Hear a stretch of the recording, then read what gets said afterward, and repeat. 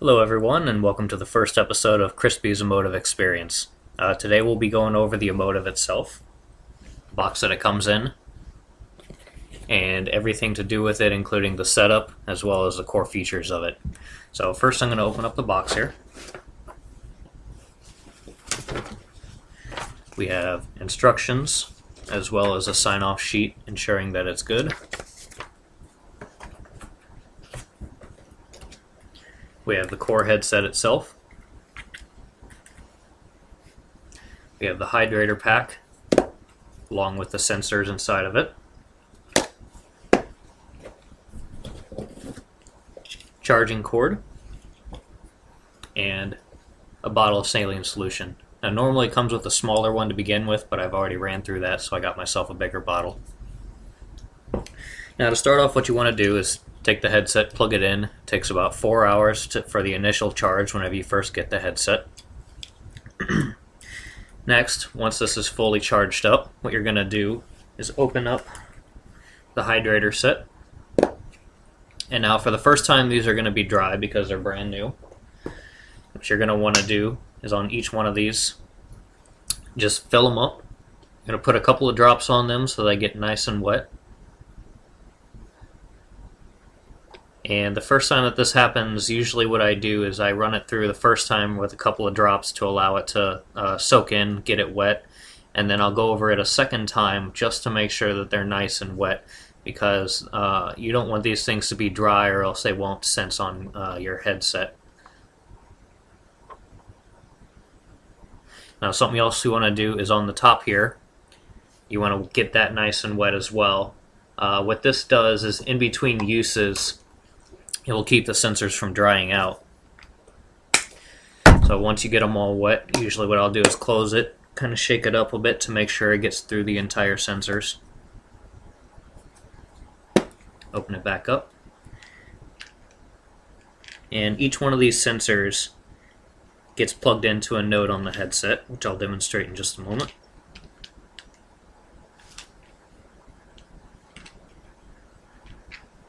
Now, when these first come out of the box, you have to twist them out counterclockwise, which can be a little tough because they've been put in there nice and tight. So what you want to do is pop it right into the slot, turn it clockwise until you hear a click, and that's when you know that it's fit in. Do this with all 16 of them.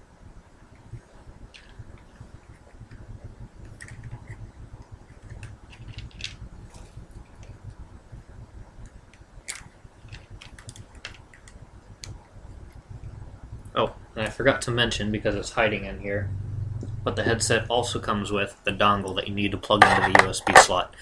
That's the wireless connection that it has to the computer.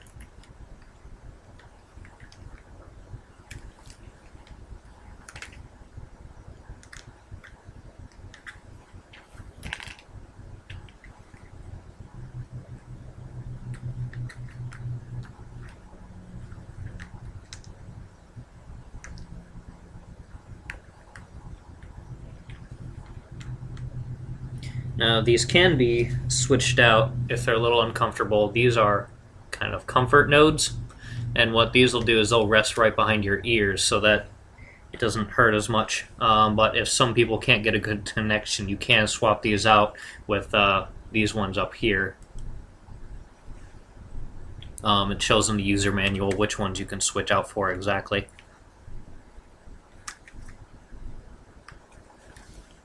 Got 3 more here.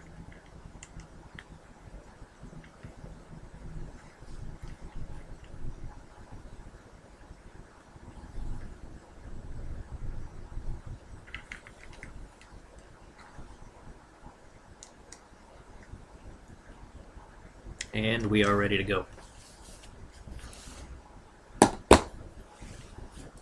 So first, we'll insert the dongle into the USB. And it will ask you for a username. You'll have to open up the control panel here. Now I'm going to go ahead and add a new user for our YouTube channel here. Call it YouTube. Now when this first comes up, you'll want to turn on the sensor here. The way you want this to set up is you want it to fit right behind your ears, and these two front ones you're going to slide forward so they're about 3 finger lengths above your eyebrow. From here, just kind of slide it around a little bit until you start to get a good connection.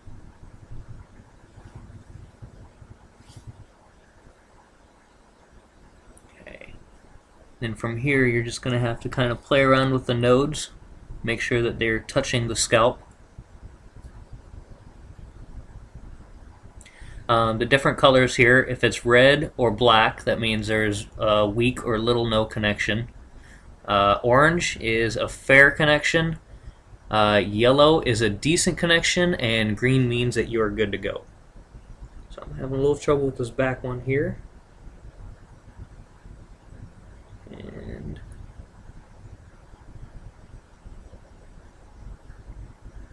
there we go. Okay, so this will also kind of give you a brief setup on the headset that can help you out. But what we're going to do from here is go through the different suites that they have. The first one here being the Expressive.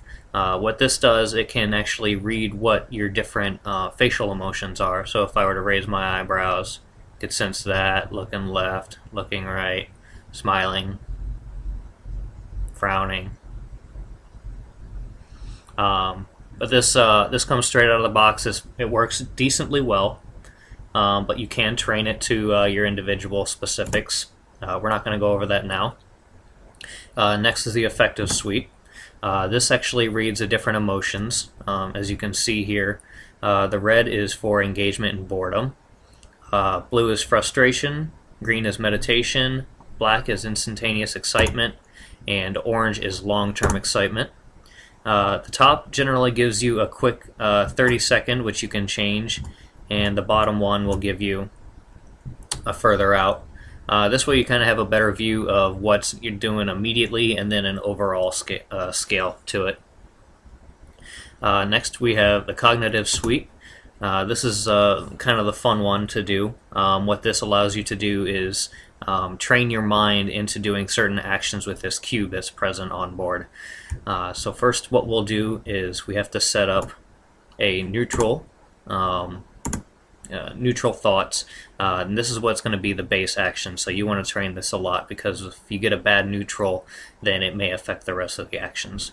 So all you do is pretty much think of nothing.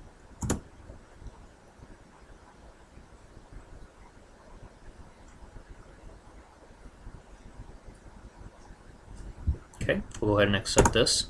We'll do it one more time just to make sure that we get a good neutral setting.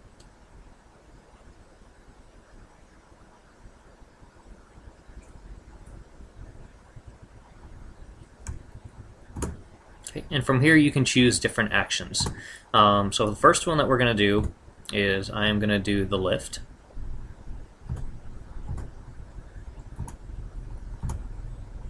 Apply that.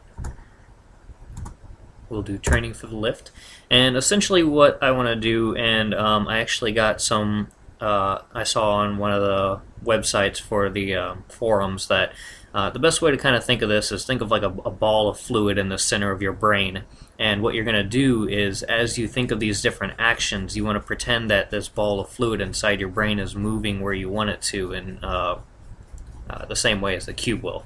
So what we're going to do here is we're going to do the lift. I'm going to click on this animate here to show what the action is supposed to be doing while I'm thinking about it. And what this does is it reads the different brain waves of how you think about this action being performed, and then it records it over different trainings. So we'll go ahead and train here.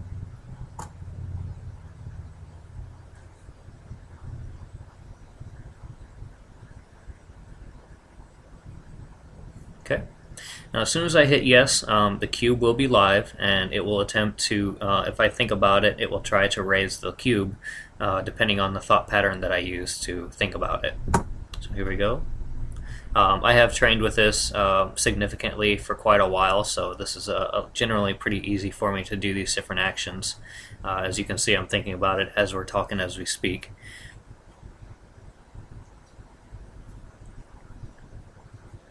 Okay, so now we're going to do a different action.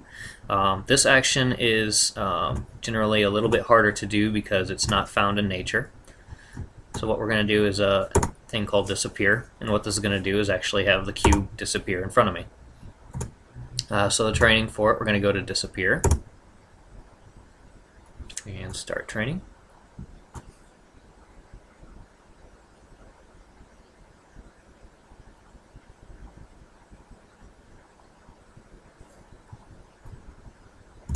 Okay, let's attempt this.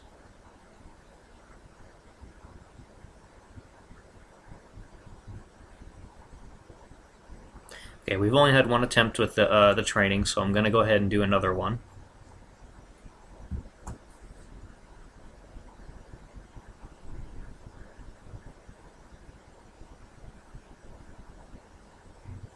Okay.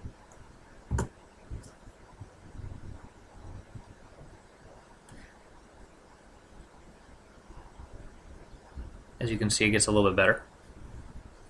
Something some people like to do is actually use hand gestures with their training. So for instance, what we can do is let's do a lift, or let's say drop on this one.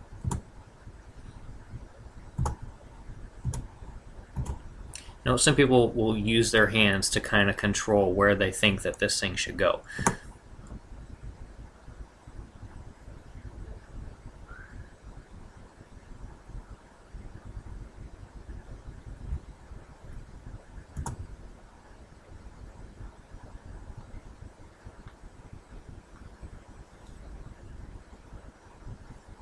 Okay.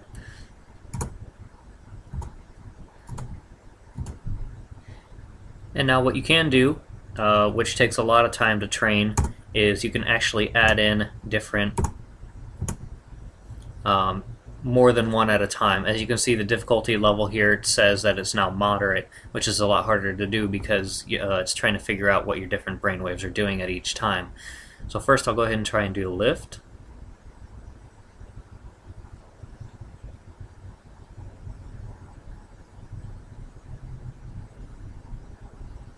Which isn't quite working. I haven't had a lot of time to activate this since I just started a new user. But what you can do from here is, after each time, go up here and save the user. And this will save all of the actions and all of the training that you've done so far. So that's the first episode. A lot of my knowledge first came from Tan Lei, which she is she's a co-founder of the headset. I originally saw this on a TED Talks where she demonstrated it and was intrigued by it. And then also just based on my personal experience of using it.